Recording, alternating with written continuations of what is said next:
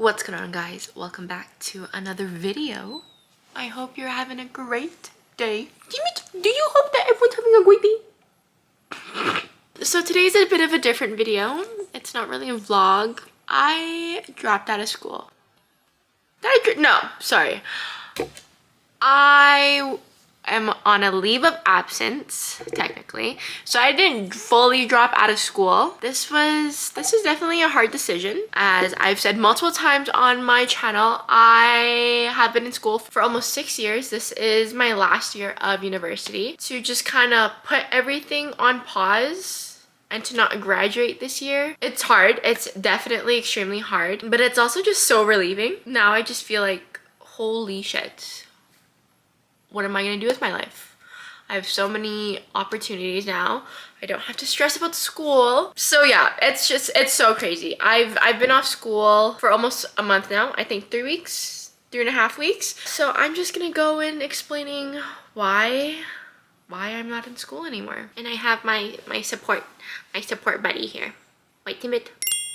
Also, yesterday, he had a doggy nightmare. He howled so loud in the middle of the night. I think it was exactly 3 a.m. Bills checked the time. We were all sleeping. I was passed out. I was so tired. And all of a sudden I hear this big, "Ah!" I thought someone was robbing our house. I was so scared. This was the loudest and the longest howl that Timit's ever done. So I think he had a really bad nightmare, and then he was sleeping by our feet. So Bills just pulled him closer to us and tried to calm down, and we all went back to bed. Anyways, I digress.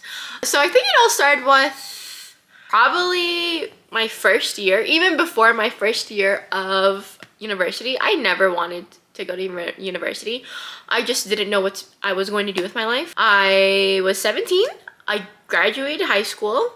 For some reason, I graduated a year younger than everyone else, because I know you're supposed to be like 18 when you graduate.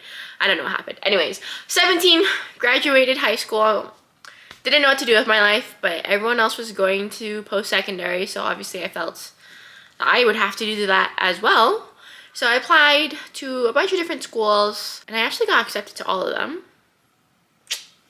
Big brains. I also applied to a baking program, which, like, at the time I was very passionate about baking. I still am very passionate about baking, but I decided to follow a different route. So I went to university for my undergrad in economics. My first year, I was good at it. I mean, econ I was not good at, but for some reason statistics I was very good at.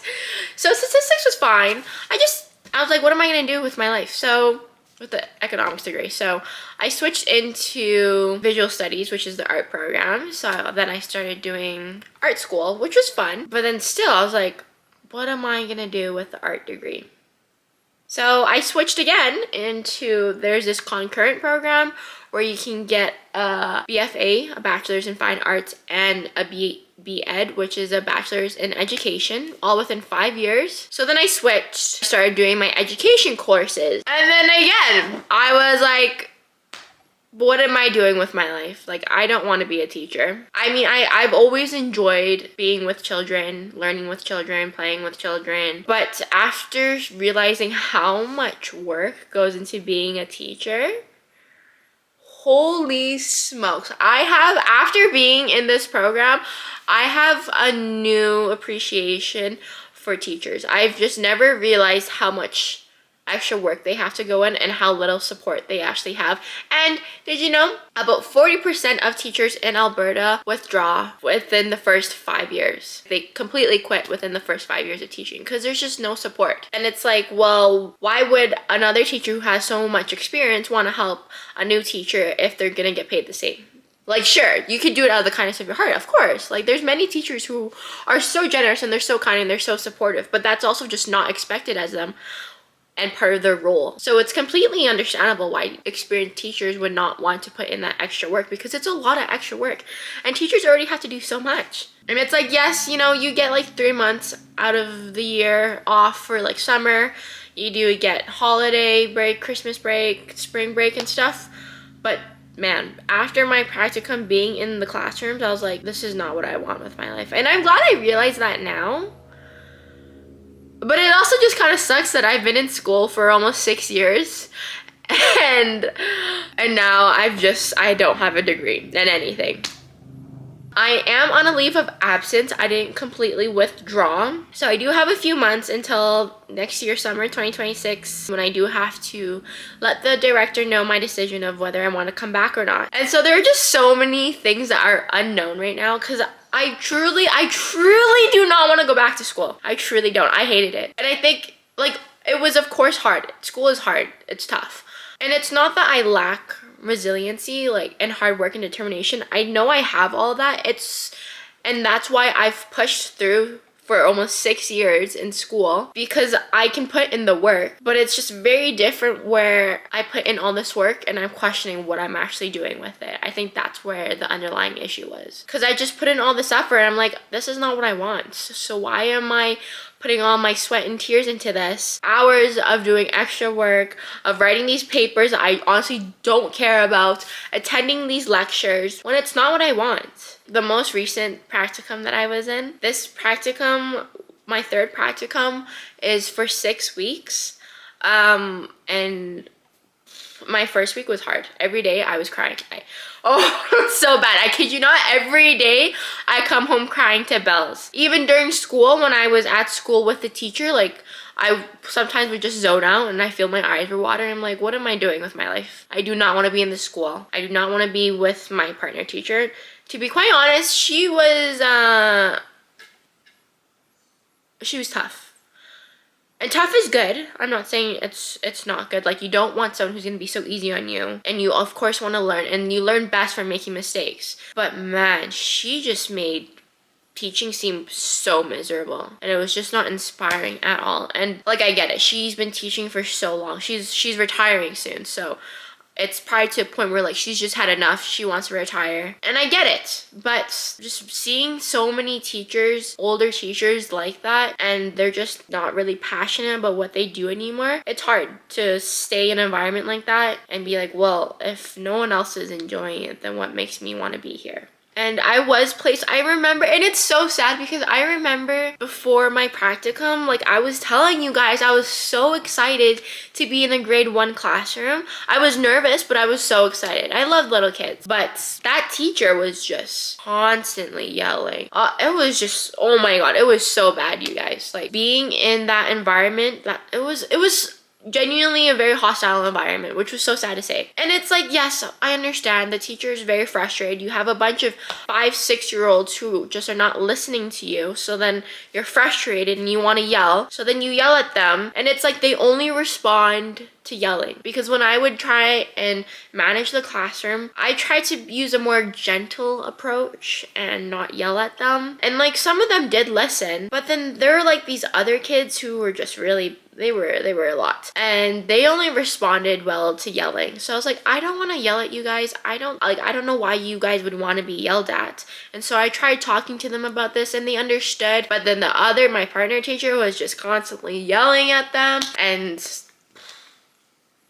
it was toxic. I think it was a very toxic environment. I remember my other practicum teacher, she was great. Being that practicum experience was definitely hard as well, but she never yelled at her students. And she said that to me like on the first day. She was like, I don't like to yell or raise my voice. So she had a little bell to gather everyone's attention. So like when she rang that bell, that meant to stop and put down everything and to listen. Whereas my partner teacher this time, what are you doing? Trying to build a relationship with her was really hard because I felt I don't know, it's like she honestly didn't care about who I was, because I was like trying to talk to her, get to know her, make a relationship, and she just really enjoyed talking about herself. She didn't really want to get to know me, which is it interesting, because why would you take on a student teacher if you didn't want to build a relationship with them? Like there are teachers who just don't want to talk to anyone, who put themselves in their own classrooms and like they never go to the lunchrooms. They only go to teacher meetings if necessary, and that's fine. Like, if those teachers want to be left alone, then sure, do what you do. But then why are there teachers who are taking on student teachers? And she also had a very funky smell. Like a very pungent baby. I mean, besides that, like, I know I could appreciate how much experience she has. Like, she's been teaching for 30 years. There's clearly lots to learn from her, but there were also just so many things that I saw her do that I did not want to bring into my future practice as a teacher. But you know what though? Truly, I am truly grateful for that 1 week of teaching, because that really made me, that was just the last straw. That made me realize that this is not what I want to do with my life. I do not want to be a teacher. I do not want to be constantly lesson planning, making new unit plans to fit the curriculum, have no support from the school. Sorry, I shouldn't say that. Have very minimal support from the school. It's based on what school you're going to. But being a teacher is a hard job, guys. It truly is. I just don't see how it would benefit me, because it's not something that I was passionate about. And I asked my partner teacher, I was like, oh, like, why did you get into teaching? And she said it was like, it's a very fulfilling experience. 20 years later, I have some of my previous students emailing me and like connecting with me and stuff, and like, well, that's great, like, I'm very happy for you, but I'm not doing this so that I can have elementary students email me in 20 years and say how much they appreciated me. Like, I need to do this for me, not for other people. And that's what I finally realized after being in that school with her for a week. But like I said, very grateful to have her, because like that's when I had an epiphany where I really need to change my life and what I'm doing. I contacted the director and I was like, girl, I can't do this. And the director is so sweet. She was so supportive. So she signed everything, and I was emailing her on like a Friday night, and I just felt so bad that she was dealing with my shit on a Friday evening. I was like, you deserve to be enjoying your weekend, not dealing with me. And yeah, so she processed my leave of absence, and I'm not in school. I did put a lot of thought into this because I would be graduating in May 2026 or April. Sorry, Timmot's drinking water.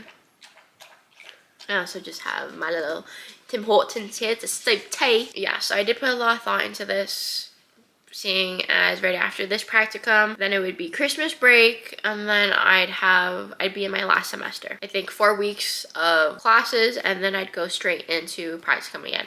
But then, see, this practicum, my last practicum would still be with the same teacher. So I barely survived a week with her. I had to do 6 weeks in total, and then my last practicum was another 8 weeks. 4 months with her in that classroom. I don't know. I don't think I could do it. And I kept telling myself, you can push through, you can do this. But I think it just got to a really dark place. I'm like, I need to stop doing this to myself. I need to prioritize myself and my mental health. I'm not in school. I don't know what I'm doing with my life, but I think it's coming from a better place because I don't know what I'm doing with my life, because there's so many options now. Before it was, I don't know what I'm doing with my life and I hate what I'm doing right now. So I'm so glad. And Bills has been so supportive. I mean, he always told me since day one, because I told him how much I hate school and how much I hate what I'm doing. Timmit! So I'm very fortunate to have a supportive partner like Bills. Love you, Bills. This is how Gen Z does hearts now, guys. And I don't know what I'm going to be doing. I mean, right now, it's actually been so busy. My biggest concern was that right after school, like, I have nothing to do. I'd be sitting on my ass, sleeping in bed all day, and I would not be doing anything. But I've surprisingly been so busy, constantly running errands. I don't know why. I don't know, like, why am I so busy? I have no children and it's just me and Bells, constantly doing laundry, cooking. I'm trying to focus a lot more on my content creating, ironically, even though I haven't posted in like 2 or 3 weeks. But it's because I've also been trying to plan our wedding. The wedding has kind of been a shit show. There's been a lot of things that have been going wrong, but that's gonna be for another video. And then in the new year, I think I'm just gonna continue with the content creating. Plan B would also just to start up my little baking side hustle again. And then plan C would be to find a job, a part-time job somewhere. But my biggest thing is, as long as I'm keeping busy, then I'm okay doing what I'm doing and not being in school. I think that's all I had to say. I have no idea how long this video is gonna be, but I am very, very happy now, and I have a huge sense of relief, and all this pressure has been lifted off of me. So now I can finally do what I want to do for myself and not what I should be doing because of societal expectations and because of pressure from other people. It felt so good to talk about this. Anyways, I hope you guys enjoy the rest of your day, and I guess I will see you in the next one. Bye!